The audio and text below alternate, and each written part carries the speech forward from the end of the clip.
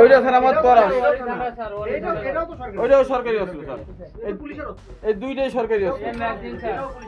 কুখ্যাত অটো সজল জেলে থাকলেও বাইরে থেকে অপরাধের জাল সামলাচ্ছিল আপন ভাই সজীব, এমন তথ্যেরই ইঙ্গিত মিলেছে পুলিশের অভিযানে। এবার সজীবের কাছ থেকেই মিলল 4টি বিদেশি পিস্তল, 3টি ম্যাগাজিন ও 12 রাউন্ড তাজা গুলি। মাদক উদ্ধারের তথ্য পেয়ে যাত্রাবাড়ি থানা পুলিশের অভিযানে প্রথমে আটক করা হয় 5 জনকে। পরে তাদের দেয়া তথ্যের ভিত্তিতে গ্যান্ডারিয়া স্বামীবাগ করাতি টোলার একটি ফ্ল্যাটে অভিযান চালানো হয়। সেখানে গ্রেফতার সজীব ও হিমুর দেয়া তথ্যে খাটের নিচে থাকা প্লাস্টিকের ব্যাগ থেকে উদ্ধার হয় অস্ত্র ও গুলি।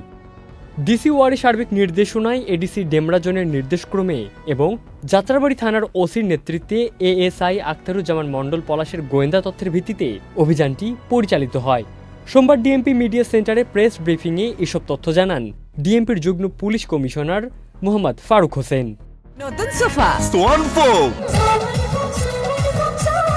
সোয়ান গ্রুপের একটি পণ্য। যাত্রাবাড়ি থানা পুলিশ কর্তৃক উক্ত বাসায় তল্লাশি করে 2টি তরাস ব্র্যান্ডের পিস্তল উদ্ধার করা হয় এবং 4টি ম্যাগাজিন এবং 77 রাউন্ড গুলি উদ্ধার করা হয়। 2টি অস্ত্র, 2টি পুলিশের ব্যবহৃত অস্ত্র তরাস মডেলের অস্ত্র ছিল। এই ক্ষেত্রেও 4 জনকে অ্যারেস্ট করা হয়। পরবর্তীতে তাদের দেয়া তথ্যের প্রেক্ষিতে আমাদের টিম গোয়েন্দা ওয়ারি বিভাগের ডিসির নেতৃত্বে গোয়েন্দা তথ্য কালেকশন করা হয় এবং যারা অবশ্যই তাদেরকে গ্রেপ্তারের চেষ্টা করা হয়। এর প্রেক্ষিতে গতকাল আমরা গোপন তথ্যের ভিত্তিতে জানতে পারি অটো সজলের যে ছোট ভাই সজীব, সে কক্সবাজার থেকে আরো 4 জনের সঙ্গে মোট 5 জন মিলে ঢাকায় প্রবেশ করতেছিল। এর প্রেক্ষিতে গতকাল রাত 9:30 দিকে যাত্রাবাড়ি থানা পুলিশের একটি বিশেষ আভিযানিক টিম গোপন সংবাদের ভিত্তিতে জানতে পারেন যে চট্টগ্রাম হইতে ঢাকা 31-36-46 প্রাইভেট কারে করিয়া অবৈধ মাদকদ্রব্য ঢাকায় প্রবেশ করতেছে। আইনগত ব্যবস্থা গ্রহণের জন্য যাত্রাবাড়ি থানাধীন মাতোয়াল ইউটার্ন সংলগ্ন মুক্তি পেট্রোল পাম্পের সামনে পাকা রাস্তার উপর চেকপোস্ট স্থাপন করা হয়, যাতে করে আমরা ওই গাড়িটি চেক করতে পারি। চেকপোস্টে বর্ণিত প্রাইভেট কারটি পাইয়া প্রাইভেট কারের ভিতরে থাকা 5 জন ব্যক্তিকে আটক করা হয়।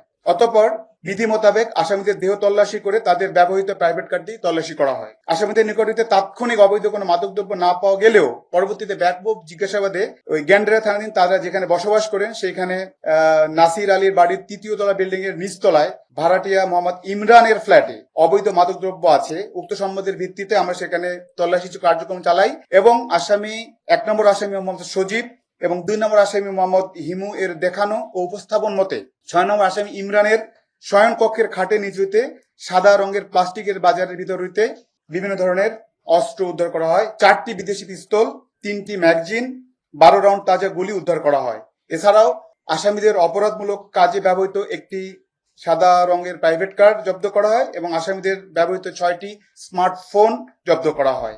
অভিযানে সজীব, হিমু, তুষার, জয়, টুটুল ও ইমরানকে গ্রেফতার করা হয়। জব্দ করা হয় একটি প্রাইভেট কার ও 6টি স্মার্টফোন।